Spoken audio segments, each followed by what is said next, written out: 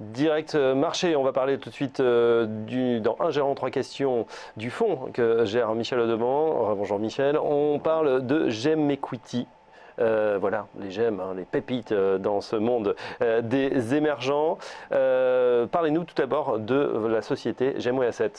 Gemway Asset, c'est une société que nous avons créée avec Bruno Vanier il y a un peu plus de 3 ans, à l'été 2012. Nous gérons un fonds, donc c'est très simple. Nous gérons un fonds action émergente globale qui s'appelle, vous l'avez dit, GEM Equity. GEM, c'est la pépite, c'est aussi le marché Global Emerging Market en anglais, donc c'est les marchés émergents globaux. On a une approche très traditionnelle, je dirais, c'est-à-dire que on rencontre des sociétés, on va très souvent sur place. Tous les mois, il y a un gérant qui passe une semaine à 10 jours sur place. On va voir cette année à peu près 440 sociétés. On fait des carnets de voyage d'ailleurs à chaque fois, ce qui permet à nos. C'est vrai, des comptes rendus de vos voyages, ça paraît passionnant. Bien sûr, on voyage avec vous. On pourrait bientôt éditer, je pense, un guide de voyage de ces merveilleux pays. Et surtout, donc vous trouvez ces pépites. Donc le fonds, c'est quoi? C'est du stock picking dans toutes ces régions du monde où vous allez chercher quoi, les leaders globaux, mondiaux? Alors on a en effet sur toutes les régions, sur l'ensemble des pays émergents, toutes zones confondues. On a une approche très sélective, c'est-à-dire que quand on n'aime pas un pays, on n'en a pas, c'est aussi simple que ça. On a aujourd'hui 52 titres en portefeuille.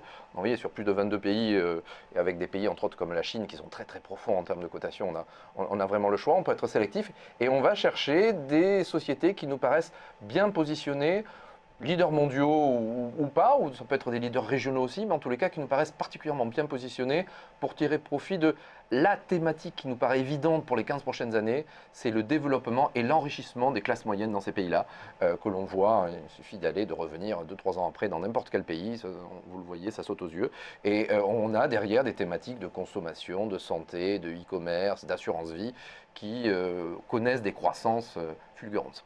Si on regarde la répartition aujourd'hui, quelle est la surpondération en termes géographiques? Alors en termes géographiques, on est très surpondéré Asie. C'est la première fois depuis plusieurs années, enfin du moins on est sur les niveaux les plus élevés, on a plus de 72%, pardon, 72% en Asie. En termes de pays, notre premier pays est la Chine.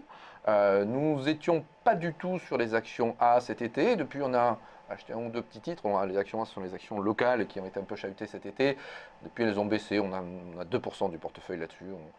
On n'a pas vocation d'en avoir beaucoup plus, un tout petit peu, mais pas plus. Par contre, on est très présent à Hong Kong. On est très présent sur des actions japonaises côté aux États-Unis. C'est un peu plus de 30% du portefeuille. Une pondération assez importante aussi est l'Inde, qui représente aujourd'hui à peu près un petit peu moins de 13% du portefeuille. C'est 8% dans l'indice, donc on est un tout petit peu plus présent sur l'Inde. On l'était encore plus cet été, on était à 18% sur l'Inde, qui a très bien fonctionné d'ailleurs. Pourquoi on baisse? On reste très optimiste sur la croissance indienne à moyen terme.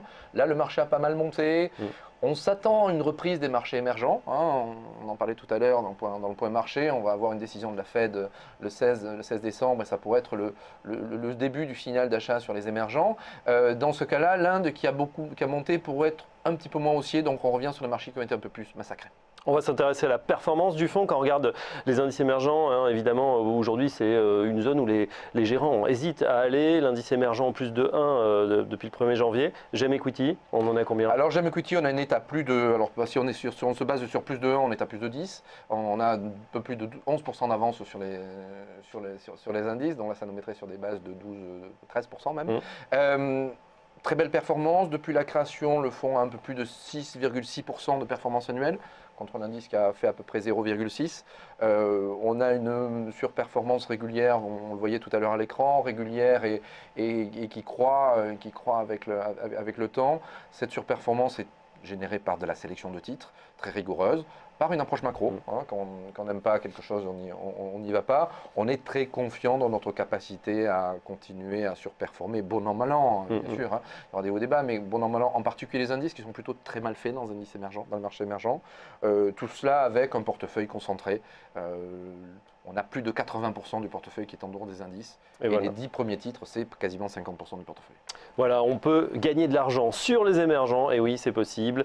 Ou tout simplement, si on hésite à y aller, pourquoi pas s'intéresser effectivement à GEM Equity de Gemway Asset. Merci Michel Audemand de nous avoir accompagnés ce matin. Pour ceux que ça intéresse, Michel revient tout à l'heure à 9h30 dans le débat sur Direct Gestion. Pour l'heure, on va s'intéresser à la valeur du jour. À tout de suite.